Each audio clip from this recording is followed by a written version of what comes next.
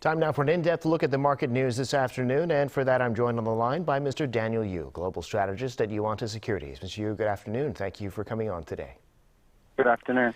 Well, stocks in New York closed lower overnight as earnings start to come out. There's the question of a possible 100-point rate hike from the Fed, the inflation data, JP Morgan with its earnings coming in lower than expected, JP Morgan expressing concerns about the global economy. What's the story in the global markets?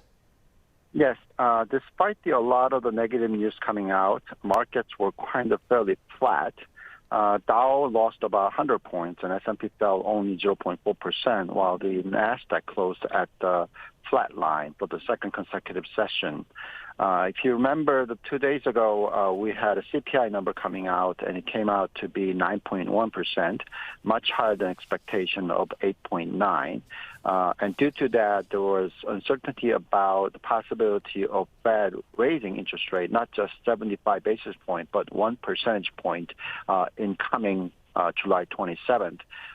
Due to all that, we had quite a bit of uncertainty, and we saw market crashing down at the time of release of that data. But it seems that since then has recovered, and pretty much market's been fairly flat.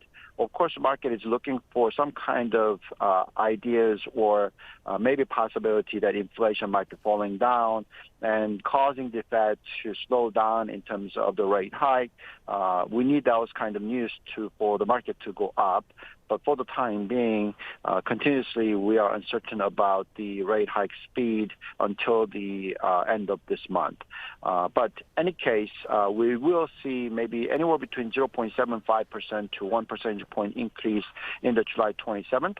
But after that, most likely because of the oil price declining from the peak to bottom now about 25%, and also most of the other commodities are down by anywhere between 20 to 30%. We think that the pressure on inflation is going to be likely to come down starting next month.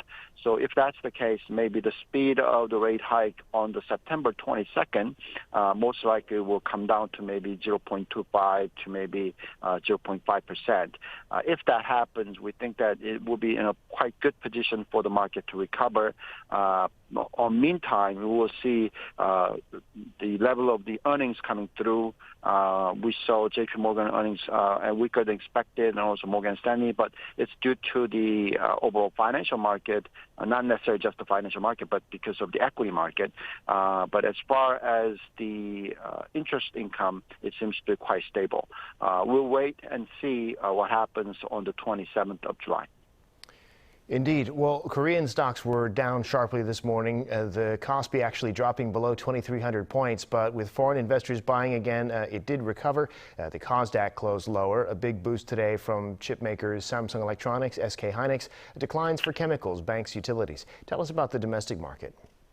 Yes, if you look at the KOSPI, it was down by only about 0.27%, and KOSDAQ was up by 0.38%. In terms of the trend, it's difficult to see because foreign investors net bought of the KOSPI by about $263 billion, but net sold about $123 billion. And also in the futures market, they sold about $205 billion. So pretty much you don't really see the direction of what foreigners are expecting. And as far as the retail investors, they are a major buyer of KOSDAQ, but as far as the KOSPI, they're pretty much flat. Institutional investors also were major sellers, but they were actually net buyer of the futures market. Of course, we are wondering what happens to the economic condition. We saw Korea taking a giant step. BOK raised interest rate by 50 basis points. It's been a while since we saw that kind of rate hike. It has risen to about 2.25%. Clearly, when U.S. raised interest rate, it will be pretty similar to that level. But in terms of the earnings-wise, a lot of people were concerned about the earnings because of the economic slowdown on a global scale. scale. But nevertheless, as far as second quarter's numbers are coming through, we are seeing Samsung Electronics and SK hynix all are showing quite a positive numbers. We think that the slowdown could happen, but nevertheless, earnings in terms of the return on equity is extremely high, and therefore Korean companies are fairly trading a very cheap valuation.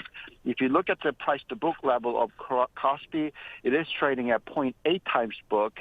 It is already below 1 time a book. 12-month forward multiple is that. So therefore, Korea is trading an extremely cheap valuation. P multiple at 1-digit number.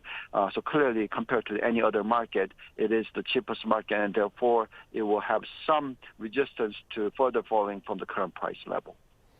Well, the big story is the exchange rate continuing to shoot up. The Korean won now well above 13.20 to the dollar. This is the highest exchange rate since 2009. As the dollar strengthens, of course, it's gaining not only against the won, the euro is now at parity, and the yen.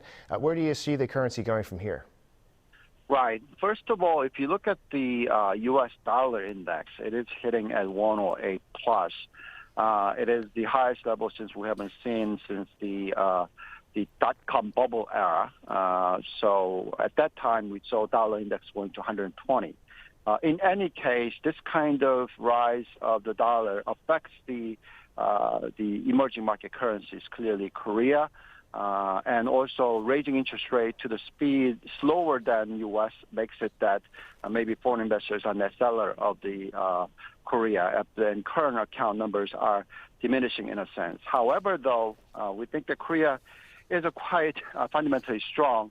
A lot of people are saying that maybe Korea is facing a pretty much crisis level as we saw at the 1998 crisis time.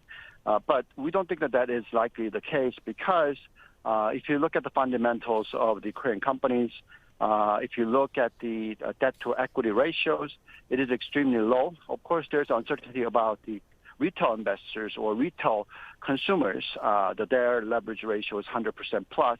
But that is something that can be controlled by the domestic economy or domestic BOK or the Financial Supervisory Board, because if you keep the interest rate at low level, then there could be a solution to that.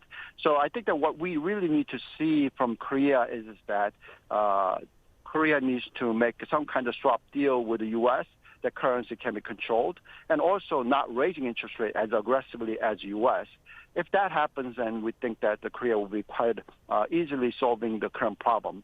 But for the time being, it seems that BOK seems to be, following what U.S. is doing.